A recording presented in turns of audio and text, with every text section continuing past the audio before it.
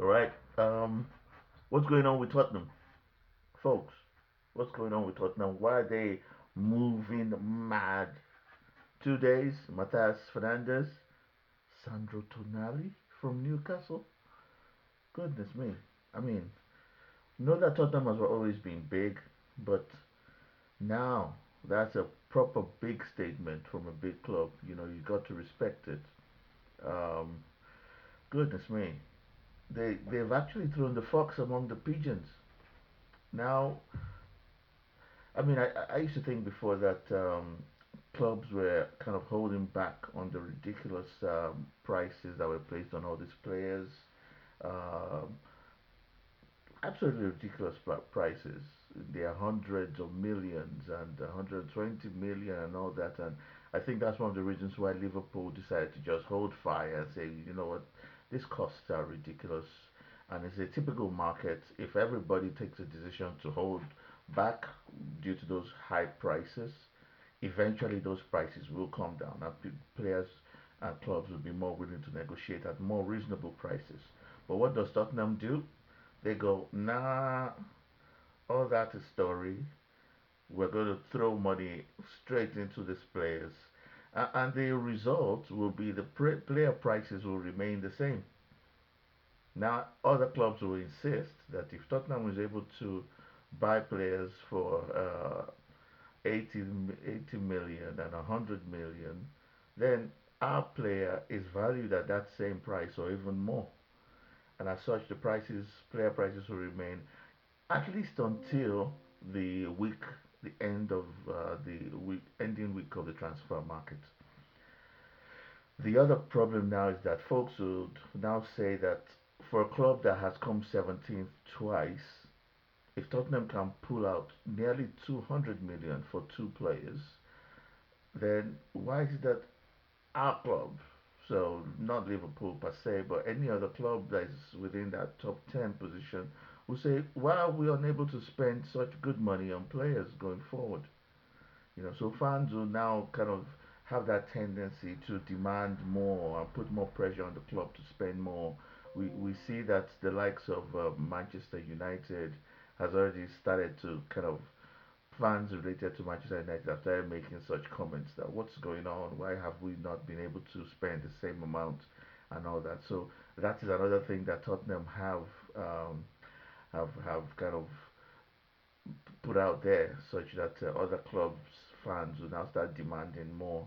Um, but I will also say that the last thing is it's not looking good for Newcastle.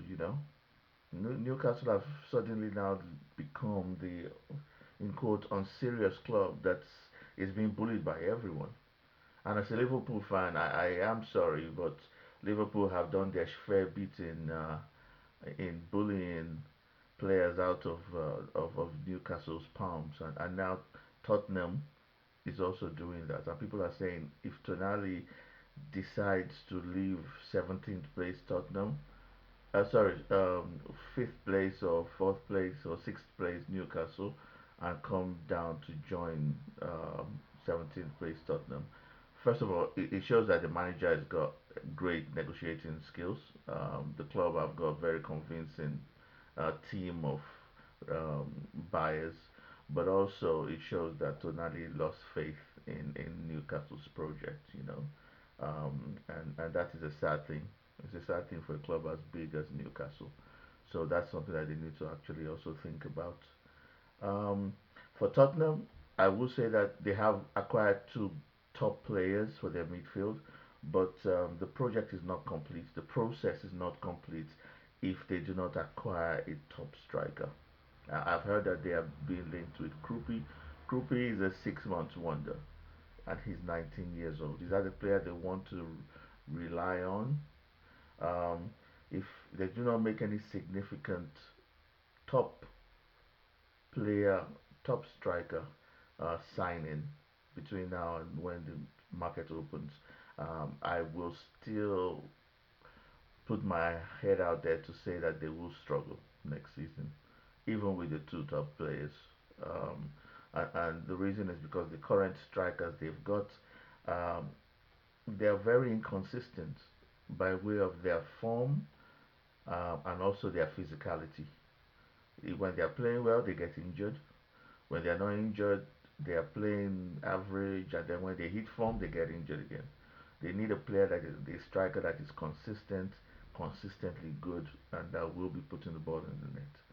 So that is that is to me what Tottenham have got to do to really, really step up their game and become the black horse in next season's Premier League. Um, as a Newcastle fan, I can only commiserate with you and say, unfortunately, you guys will need to step your game up if anybody's going to take you serious going forward.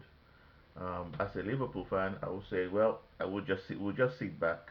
I have always kind of just sat back and thought, FSG know what they're doing.